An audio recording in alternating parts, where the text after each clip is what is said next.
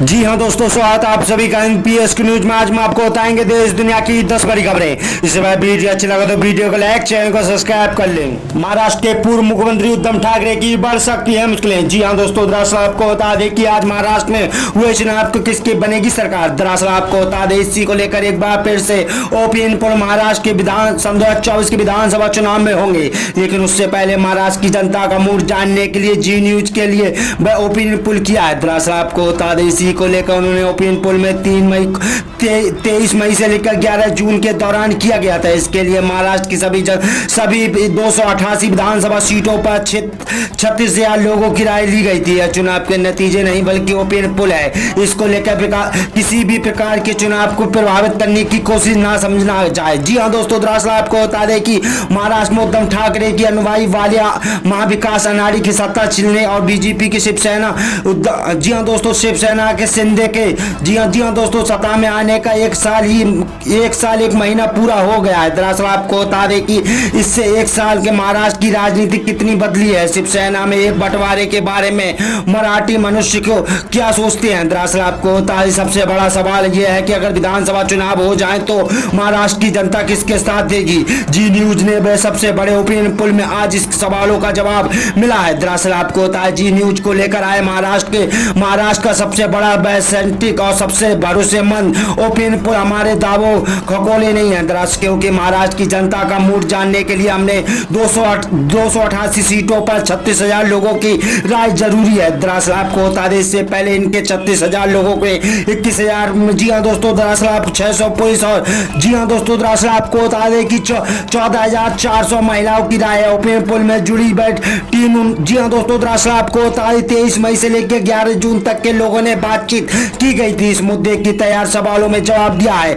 इन्होंने कहा है कि जो जवाब मिला है आधार पर ओपिनियन पोल के आंकड़े तैयार किए गए हैं। दरअसल आपको बता दें कि ओपिनियन पोल में मर्जी, जी हाँ दोस्तों, दरअसल आपको बता दें, अगर महाराष्ट्र में अगर आज चुनाव होते हैं तो किसकी बनेगी सरकार। ओपिनियन पोल की शुरुआत से जवाबों को लेकर बात कही है महाराष्ट्र। जी हाँ दोस्तों, दरअसल आपको बता दें, इसी को लेकर एक बार फिर से बढ़ शिंदे के गठबंधन को लेकर 40% मिलने वाला अनुमान है। वही महाविकास अघाड़ी या कांग्रेस एनसीपी शिवसेना को उद्धव ठाकरे 35% मिल सकता है।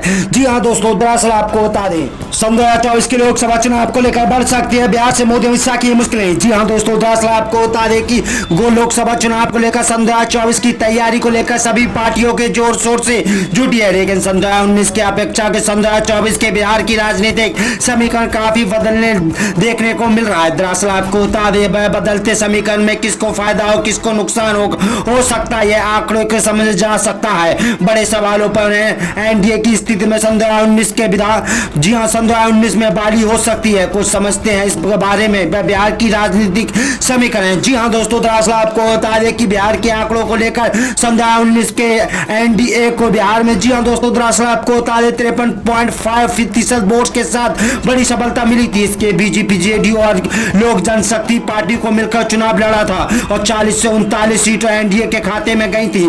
जी हाँ दोस्तों, दरअसल आपको बता दें, इसी को लेकर साल 2019 में यह बीजेपी को 17 सीट चुनाव लड़ी थी। वह सीटों पर हासिल, जी हाँ दोस्तों, दरअसल आपको बता दें कि 23.6% वोट मिले थे, जबकि जेडीयू को 17 सीट चुनाव लड़ी थी। लेकिन किशनगंज सीट कांग्रेस की जेडीयू को हरा दिया था। जेडीयू ने 16 सीट जीत पाई थी। जी हाँ दोस्तों, दरअसल आपको बता दें कि 21.8% वोट प्राप्त हुए थे। लोक जनशक्ति पार्टी के एनडीए में शामिल हुए थे, जो 6 सीट चुनाव लड़ी थी और वह सब सीटों पर जीत हासिल की। 7.9, जी हाँ दोस्तों, प्रतिशत वोट दिया गया था। दरअसल आपको बता दें कि इसी को लेकर एक बार फिर से बढ़ सकती है सबसे बड़ी पार्टी नीतीश कुमार की पार्टी जेडीयू ने महागठबंधन के साथ। ऐसे में बीजेपी के लिए कितनी बड़ी चुनौती होगी और बीजेपी पिछले 2 चुनावों के मुकाबले में 2024 की सीटों पर बड़े मान पाएगी। दरअसल आपको बता दें कि दिलचस्प होगा वही आंकड़ों को देखे तो साल 2019 के बीजेपी को 23.6% वोट प्राप्त हुए थे, जबकि 2014 में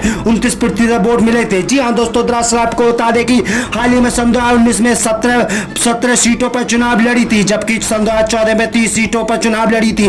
वह 22 सीटों पर जीत हासिल हुई थी उस पर हिसाब। जी हाँ दोस्तों, 2019 में जेडीयू को मिले वोटों में लगभग 5 से 6% वोट मिला था। जी हाँ दोस्तों, दरअसल आपको बता दें कि राजस्थान के मुख्यमंत्री अशोक गहलोत की बढ़ सकती है वसुंधरा राज से मुश्किलें। जी हां दोस्तों, दरअसल आपको बता दें राजस्थान विधानसभा चुनाव के इस साल होने वाले हैं। इसके लिए राज्य के प्रमुख राजनीतिक दलों में अपनी तैयारी तेज कर दी है। दरअसल आपको बता दें इसी को लेकर एक बार फिर से राज्य में कांग्रेस में अपनी सरकार बचाने की कोशिश में जुटी है। वहीं बीजेपी एक बार फिर से प्रदेश की सत्ता में कब्जा करने के लिए जोर तोड़ दी है। दरअसल आपको बता दें कि इसी को लेकर एक बार फिर से इसी बीच एबीपी न्यूज के सी वोटर ने राजस्थान विधानसभा चुनाव को लेकर बड़ा सर्वे कराया है। सर्वो में चुनाव बीजेपी के चेहरे को लेकर किए गए हैं। ये नतीजे चौंकाने वाले हैं। दरअसल आपको बता दें कि इसी को लेकर इस सर्वो में शामिल होने के सबसे सवाल किया गया है कि बीजेपी की राजस्थान विधानसभा चुनाव को किसके चेहरे को लड़ना चाहिए। इसके सवालों के जवाब सर्वो में